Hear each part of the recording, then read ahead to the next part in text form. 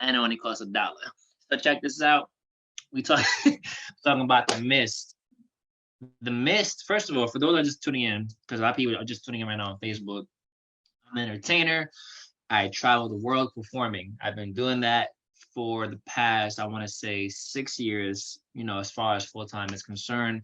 But I've been a speaker, entertainer since I was the age of 13. I'm 33 now, so I've been doing this for over 20 years. And I love talking to people. I love engaging with people. I have 15 minutes to share a message with y'all. And since I can't see y'all, I'm going to just speak my heart into the camera and hope you guys receive it. So big shout out to my man, Malcolm and Brandon.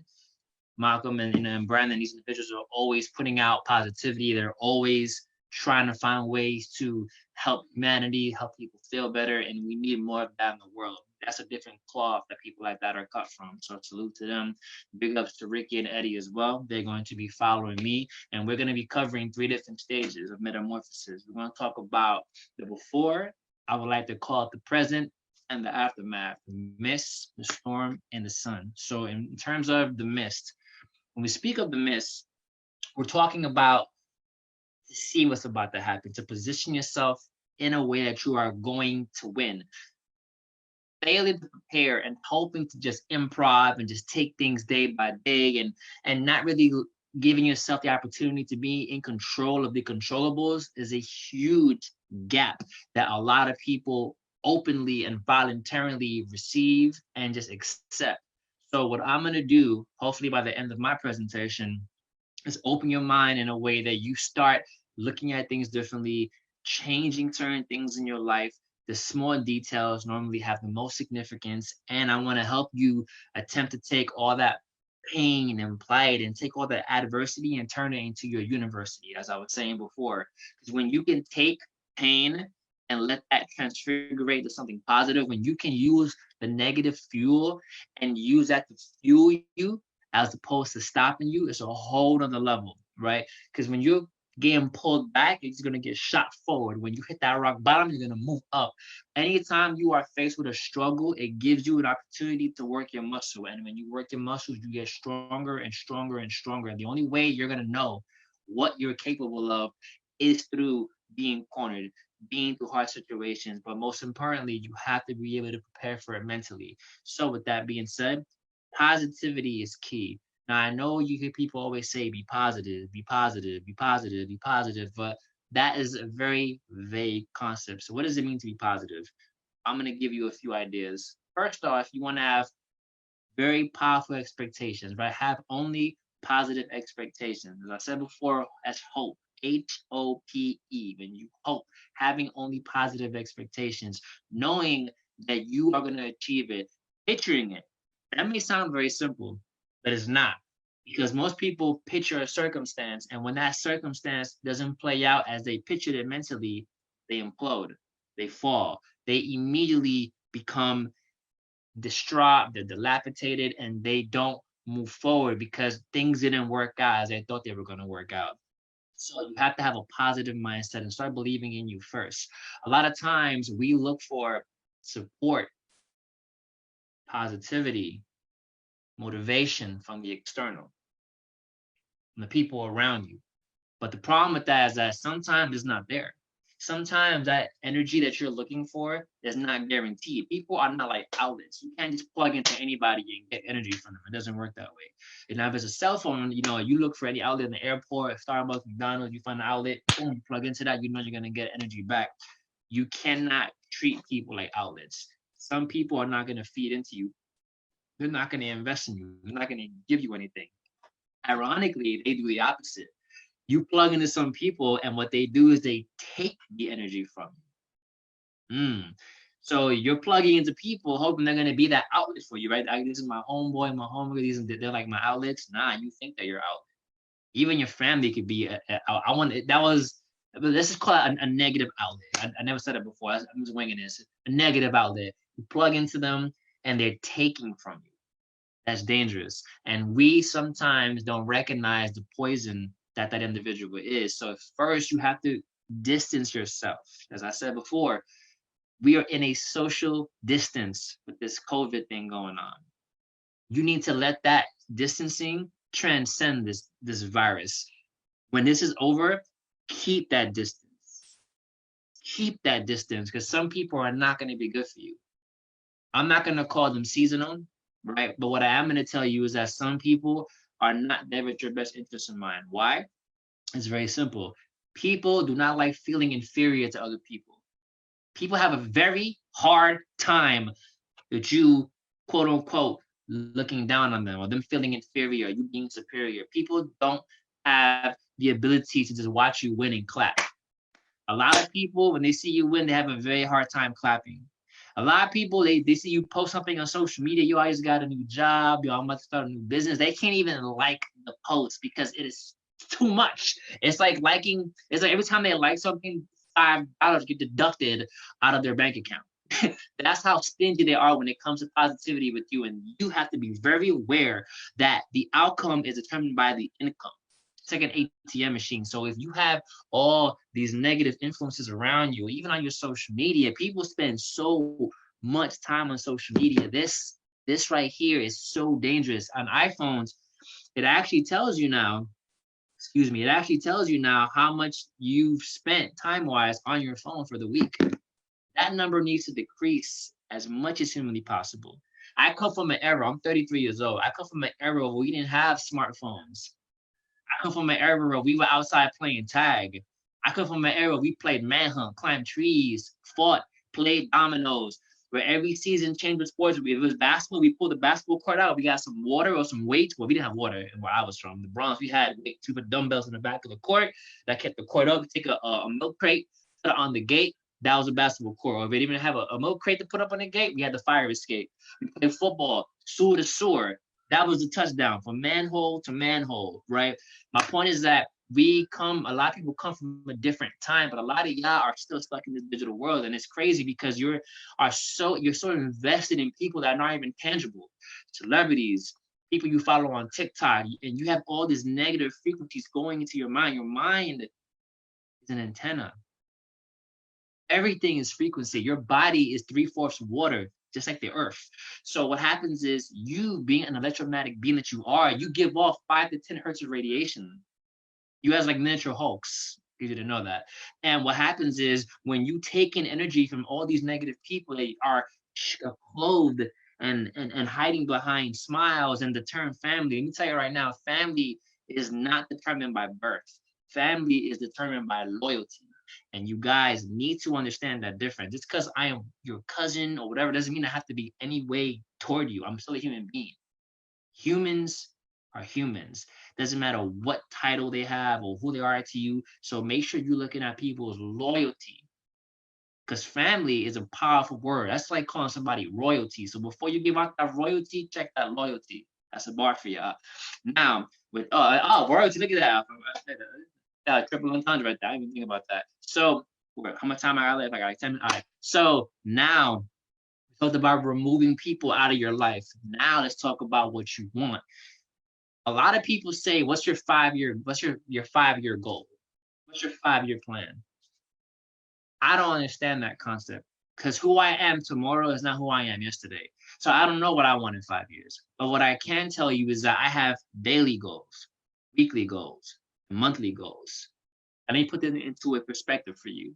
If you want to do 300 push-ups in a day, you don't have to get down and do 300 push-ups straight.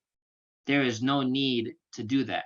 30 times, right, 10 is what? 300. So if you take 10 times out of the day, 30 push-ups, at the end of that day, you would have achieved 300 push-ups. Shout out to the Spartans. 300, okay? With that being said, when you treat life like that, when you have your daily goals, your weekly goals, your monthly goals, you are achieving these goals consistently.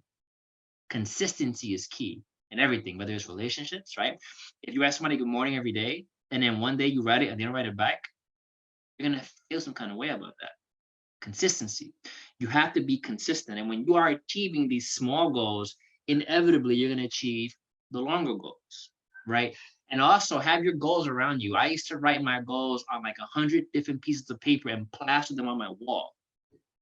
The same goals written over and over and over again. I was constantly reminding myself and feeding myself that information and holding myself accountable. So be very aware of your goals. So so we talked about cutting people out, talked about writing your goals, how to envision things. Now I want to talk about your self-talk. Your self-talk is very dangerous.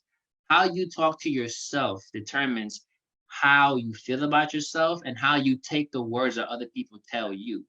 Right? What does that mean? It means this. If you know who you are, when life breaks you down to pieces, it's not going to be difficult to put yourself back together. Okay. But when you don't know who you are, when you don't know your worth, now you're going to be confused. If I take a $10 bill and I step on a $10 bill and I throw a $10 bill in the air and I spit on it, at the end of the day, it's still worth $10. We are like that. You have to realize that when you are going through pain and struggle, whether it's mental, emotional, physical, you are who you are. So people try to break you down and you have to put the pieces back together. You can still be who you are at the end of the day. But when you don't know who you are and you try to put those pieces back together, you end up looking like a Picasso painting. You have one eyeball over here, you have a mouth over here, your knees coming out your head because you don't know who you are. And the reason a lot of people don't know who they are is you don't spend time with yourself. And that's my last point. You have to spend time with yourself. So many people are so big. Like this COVID is driving some of y'all insane. Oh my God, I can't go to the club. I can't go to the beach. Well, the beaches are open now for whatever reason. But I couldn't go to the beach. I can't go to the club. I can't go over here. You don't have to go around anybody. If you seek happiness through other people, you are going to lose that whenever you lose that person, whenever that connection is disconnected, whenever that around, you're not going to feel whole. I challenge you to go to the movies by yourself. I challenge you to go out and eat by yourself. I challenge you to know more about yourself than you know about your favorite rapper or singer or your the friend you look up to. Some people are so invested in the lives of others because they're trying to escape their own life. You ever thought about that? Have you thought about the fact that maybe the reason some of y'all are watching Keeping Up with the Kardashians or watching reality shows or following these celebrities so tight knit, and anytime a celebrity breaks up, you start crying and you lose your mind? You are so invested in other people because you're trying to escape. You are trying to escape your reality through that fantasy. You need to make it so that you don't want to leave your life. You want to make it so that you don't look forward to the weekend because you love your life Monday through Friday. You need to make it so that you don't need to take drugs or drink or do things. If you want to drink or whatever, that's on you. But you have to. It should be something you choose to do, not something you have an obligation and addiction to. Because that's the only way you can deal with your problems. You have to learn how to do this. And why is all of that important? Because when you start going through that storm that's going to come up next, and you're in that storm, it's hard to see. It's hard to see in the storm. So if you don't know who you are, if you don't know what your morals are, if you don't know that you got you, what are you going to do when you can't see anything, when you don't have a clear vision? The best eyes you can use are not your eyes. You have to be able to see what is not physically there at the current time. I'm going to say it again. You have to be able to see what is not there at the current time. Because if you only believe in what you see, then you are never going to have the ability to manifest your greatness, manifest what you want. You are never going to be the person you deserve to be because you're going to be too worried about the now. And you're not going to take sacrifices because you're not going to gamble. A gamble, by definition, is an unknown, a probability of winning, not a certainty. Some people, most people, don't like that uncertainty. So before you go into that storm and before you can enjoy the sun, you have to learn how to stand in the rain and still stand tall and not be unbalanced and be okay with not knowing what comes next. And if I'm not mistaken, I think that's 15 minutes. Do I have more time? Or was that 15 minutes? Right, I can't hear you. A few more minutes. All right, I'm gonna keep going then. So like I was saying, if you have a hard time believing in you, you're gonna have an issue. So here's the thing. Society is designed to destroy you. What does that mean? Society is designed to make you like everybody else, right? It tells you to go to college. It tells you to do this. It tells you to do that. It's like a huge assembly line. And every time people pop up, they put the arms on them, the legs on them, put the head on them, and it's a system. You are not taught independence. You are taught subjugation. When you walk on the street, most streets are a block, a square, a box. You are subliminally being taught to be in the box. You are being taught to work for other people. You are conditioned to live off other jobs, to rely on the job. You're not taught and not given the mentality to do your own thing. It's kind of funny how how you're growing up, everybody tells you you can do whatever you want to do. Everyone is equal. These are two falsehoods. You can't do whatever you want to do, and we are all not equal. One, you can only do what you try your hardest to do, what you are passionate about, what you love to do, what you put time into. In terms of equality, we're not talking about equality as far as respect and loving each other. We're talking about ability. Some people are taller than you. Some people are stronger than you. Some people have more money than you. Some people have more information than you. You have to recognize who you are before you take that journey through the storm. A GPS is powerful because a GPS has the ability to pinpoint where you are currently, and it sees where you want to go. And when you have a hurdle or construction or the road changes, the GPS can redirect you to your location. When you take a wrong turn, it redirects you back to your destination. In life, you're going to have left turns and you should have went right. You're gonna have hurdles, but you have to know your internal GPS so well that you're able to redirect yourself back on the path that you were on to get to where you want to go. I have to know that if I want to play a certain sport and I'm weaker than somebody else going for that same position, I cannot